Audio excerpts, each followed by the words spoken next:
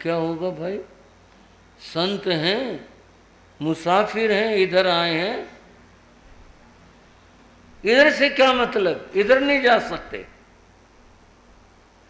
क्यों? ये आबादी है भाई, हम तो इसमें जाना चाहते हैं। नहीं नहीं, यहाँ नहीं जा सकते।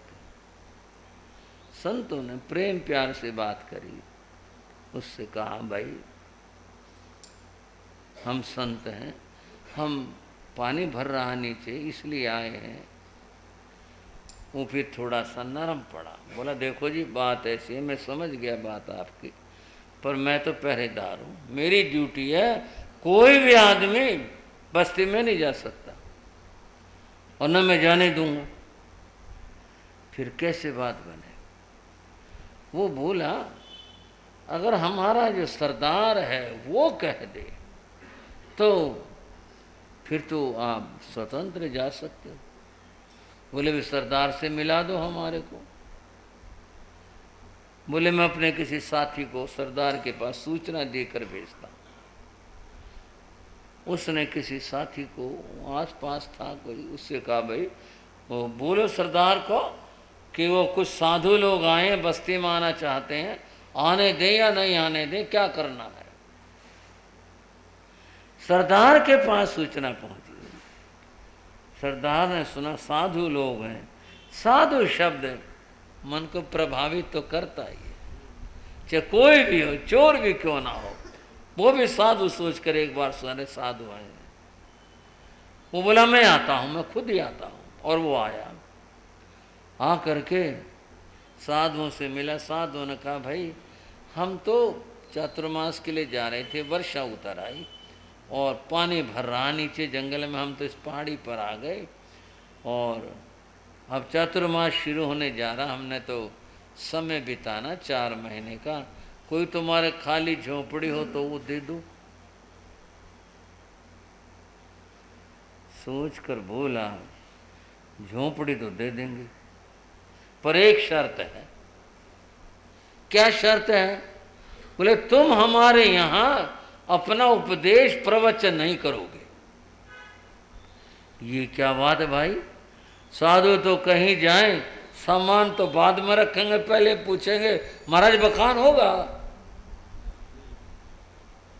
हाँ भाई, श्राव को चाहे गांव हो चाहे शहर हो, जाते पूछेंगे, बाहर के पानी के तो शायद बाद में पूछेंगे महाराज बखान होगा। बोले भाई लोग तो ये पूछते, तू कह रहा यहाँ आपने कुछ उपदेश नहीं देना? बोले ना जी ना, ना उपदेश ना दो तो हम यहाँ ठहर सकते हो, हम जगह दे देंगे। बोले आपको हमारे उपदेश से दिक्कत क्या है? बोले दिक्कत है आपने कहना चोरी मत करो, आपने कहना शराब मत पियो, आपने ऐसे ऐसी बातें कहनी है। हमारी तो बस्ती चोरों की है, अच्छा तो होगा आप चले जाओ, और आप कह रहे पानी भर रहा है, हम आपको झोंपड़ी दे देते हैं, आप रह जाओ, लेकिन ये उपदेश नहीं देना, हमारे तो यहाँ गड़बड़ हो जाएगी। साधुओं ने भी सोच के कहा अच्छा भाई उपदेश नहीं देंगे, चलो। वो ले गया, एक झोंपड़ी जो अनुकूल लगी वो दिखा दी, संतों को लगा भाई ठीक है। बोले ठीक है भाई, हम यहाँ चातुर्मास कर लेंगे। साधु ठहर गए, तपोमूर्ति अणगार थे, तप करने वाले थे। संतों ने आपस में बात की। संत बोले भाई देखो, किसी के जेब में पैसे होते ना तो बाजार से सामान लेके आता है, हम गृहस्थों से आहार पानी लाते हैं, यही सामान है, कपड़ा भी ले लेते हैं, लेकिन सामान यही है हमारा, हम यही लाते हैं। पर बदले में हम क्या देते हैं? हम उपदेश देते हैं, ये हमारी चीज है, ये हमारे नोट समझ, हम बदले में उपदेश देते हैं। अब इन्होंने पाबंदी लगा दी, जब पाबंदी लगा दी हमारी तो दुकान बंद हो गई। तो गुरु ने कहा हमारा ख्याल है इस नगरी से वैसे भी चोरों की नगरी है और वैसे भी कोई अच्छा आदमी मिलना मुश्किल है, तो हम आहार पानी यहाँ से नहीं लेंगे। संतों ने कहा जी ठीक। संतों ने निश्चय किया, ठहर गए। बस्ती के सरदार ने लोगों से कहा, देखो भाई साधु आए हैं बस्ती में, किसी से कुछ मांगे तो दे देना, भोजन पानी और कोई चीज मांगे दे देना, और जो भी इनका खर्चा हो वो हमारे यहाँ से ले लेना। सरदार था वो, बस्ती का एक तरह राजा था, बोले हमारे यहाँ से ले आना। कईयों ने तो सोचा चलो भी कुछ काम चलेगा, छोटे मोटे दुकानदार वहाँ भी होंगे, पर संत कहीं निकले नहीं, वहीं रहे, भजन किया, तप किया, ध्यान किया, जैसे था समय बिताया। समय तो बंधुओं बीतता ही जाता है, समय बीत गया, 4 महीने पूरे हुए, संत वहाँ से निकले। जाते हुए उस पहरेदार को कहा, भाई हम जा रहे हैं। अपने सरदार को बोलना कि वो अपने झोपड़ी संभाल ले, हमारा काम पूरा हो गया, अभी सूचना दे दें। उसने सरदार से कहा जी वो साधु चले गए और ये कहकर गए। बोले अच्छा कोई बात नहीं, पूछो जो दुकानदार हैं पास पड़ोस के इधर उधर के, उन्होंने जो भी कुछ सामान लिया हो वो अपने बिल का हो, पैसे को जो लेना है वो हमारे यहाँ से ले जाए। पता क्या बोले, वो तो निकले ही नहीं झोपड़ी से, वो तो आए नहीं, कहीं भी नहीं गए। सरदार ने ये बात जाने दे, बोले फिर वो रहे कैसे? वो तो आए नहीं जी किसी के यहाँ, अपने आप खाना बनाते होंगे। बोले ना जी, कोई अपने, हमने तो देखा नहीं कभी, अग्नि नहीं जलाई उन्होंने कभी, कुछ नहीं, कहीं से आटा दाल कुछ तो लाते, कुछ नहीं। तो क्या ये माने 4 महीने भूखे रहे? बोले जी बिल्कुल भूखे रहे। सरदार ने कहा भाई ये तो बात बुरी बात हुई, ये तो बहुत बुरा हुआ। साधु ठहरा लिए और भूखे रहे। अब मैं बात बता रहा हूँ संतों का लाभ क्या होता है। सरदार ने अपना घोड़ा लिया, दौड़ाया, बोले किधर गए? बोले इस रास्ते गए हैं। जा करके उसने संतों को पकड़ा, इन्हें वहाँ तक पहुँचा, रोक करके हाथ जोड़े, बोले जी ऐसी क्या गलती हुई हमारे से, आपने हमारी बस्ती में से भोजन लिया? बोले नहीं भाई। क्यों जी? बोले तूने मना कर दिया था, वो उपदेश नहीं देना। बोले हमने तो अपने फायदे के लिए किया था। बोले ठीक है भाई, हमारा तो फायदा नहीं था तो हम तो नहीं लेते। बोले जाते जाते कुछ ले लो। बोले नहीं भाई हम नहीं लेंगे। किसी तरह मानोगे भी? बोले एक बात हो सकती है, हमारा उपदेश सुन लो तो मान जाएंगे। सरदार सोचकर बोला मेरे कोई सुना दो उपदेश, मैं सुन लूंगा, क्योंकि उसे अपने पर विश्वास था, मैंने बात माननी नहीं। हाँ जी भाई हो श्राव को, मैंने बात माननी नहीं, सुन लो। बोले तू सुन ले भाई। उसको बैठा लिया, संतों ने उपदेश दिया, गुरु ने उपदेश दिया। उपदेश जब पूरा हो गया तो बोले भाई उपदेश पूरा हो गया, लोग मंदिर में जाते हैं चढ़ावा चढ़ा के आते हैं, तू भी कुछ चढ़ा। बोलो क्या चढ़ाना है? बोले ये नहीं, चढ़ावा चढ़ाना है तो कोई नियम ले, हमारे से प्रतिज्ञा ले। बोले आप बताओ क्या प्रतिज्ञा कराओगे? संतों ने सोच करके कहा बड़े आसान से प्रतिज्ञा है, और वो ये है, तुम क्षत्रिय हो? बोले हाँ जी क्षत्रिय है। क्षत्रिय कभी भी किसी की पीठ के ऊपर वार नहीं करता। बोले हाँ जी, सामने की लड़ाई लड़ता। सच्चा क्षत्रिय होगा, सोए हुए पर प्रहार नहीं करेगा। बोले नहीं, ये कभी नहीं करते हम तो सामने की लड़ाई लड़ते हैं।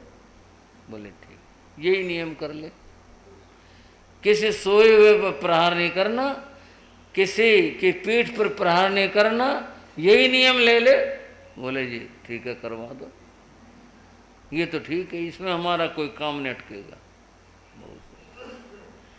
बोले जी हमारे इस बस्ती से आहार लो। बोले भी आहार की बात नहीं, जो हमारी कुछ बात होगी तो हमारे अनुकूल होगी वो हमने देखना। बोले ठीक है जी। उन्होंने कोई ऐसी झोंपड़ी, कोई ऐसा घर भी मिला जो शुद्ध था, शाकाहारी था, कुछ वहाँ से लिया, लेकर संत चले गए।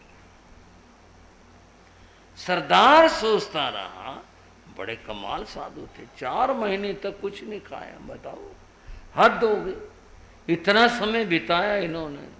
कई बार याद करता, कई बार सोचता कैसे आदमी थे।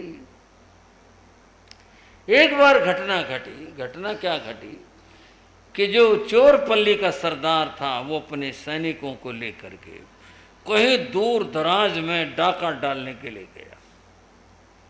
अब इनके दुश्मन भी बहुत होते हैं, पुलिस भी पीछे लगी रहती है। ये लोग मजबूत थे, पुलिस कुछ कर नहीं पाती थी। पता चला किसी मुखबिर ने पुलिस को कहा आज तो चोर सरदार गया हुआ है, और पुलिस ने कहा मौका है, आज इनकी बस्ती तबाह कर दो, आग लगा दो, जला दो, इनके लोगों को मार दो। आज वो है नहीं, अगर वो होता तो हमारी दाल गल नहीं पाती थी, नष्ट कर दो। और पुलिस दल चढ़ आया।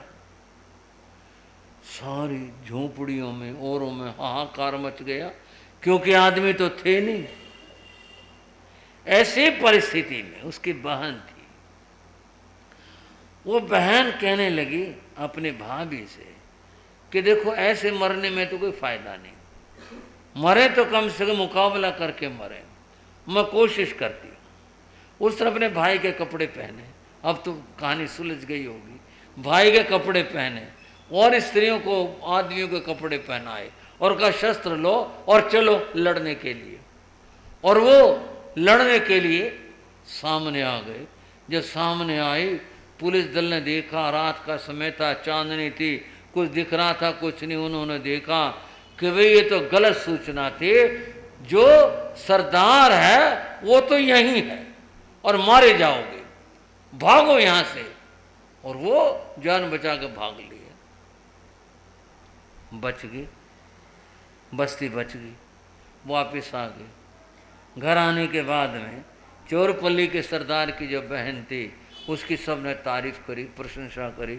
ऐसे बातें करते करते सो गए और वह अपने भाभी के साथ सो जाती। देर रात सुबह में दुनिया सोई पड़ी थी। सरदार आया अपने सैनिकों को लेकर, लूट का माल लेकर के घर में झोंपड़ी में जब आया, उसने ये दृश्य देखा, वो आग बबूला हो गया, क्रोध में भर गया। उसने तलवार निकाली और निकाल करके चिल्ला करके बोला, ओ दुष्ट, कौन है तू? तेरी मौत आई है, खड़ा हो जा, नहीं तो मैं तब तक टुकड़े कर देता तेरे। उसका हाथ ऊपर था, पर संतों का वचन याद था, सोए हुए आदमी पर प्रहार नहीं करना। जब वो चिल्लाया जोर से, उसकी बहन उसके घर से उनकी आंखें खुली और उसकी बहन चिल्ला के बोली, भैया क्या बात है, हर समय गुस्सा करते रहते हो, क्या बात होगी? उसके तो हाथ से तलवार गिर गई। ये क्या हुआ? और वो बोला, तू क्या कर रही थी यहाँ, क्या ये क्या नाटक बना रखा? बात तो सुनो, बैठ तो जाओ, हर समय गुस्सा करते रहते हो। तुम्हें पता है मैंने कितना बड़ा काम किया है? बोले क्या काम किया है? वो सारी घटना बताई, ऐसे ऐसे हुआ। कमाल हो गया भाई, आज तो गुरु के उन वचनों से एक इतना बड़ा पाप होना रह गया, नहीं तो आज पता नहीं क्या हो जाता।